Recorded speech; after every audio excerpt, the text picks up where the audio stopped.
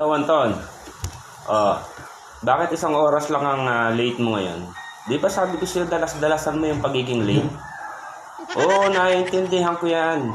Good boss ako eh. Ikaw ba naman itong gabi-gabi lasing? Ang galing! Ang galing! Pagka ganun Anton, mag-a-half day ka na lang. Yung trabaho nandyan lang yan. Sana Oo, naiintindihan ko yan. Hindi mawawala yung trabaho na yan. Kaysa pipilitin mo, papasok ka, hangover ka. Oo, walang problema sa akin yan. Good boss ako eh. Hindi totoo yan. Bola lang yan. Oo.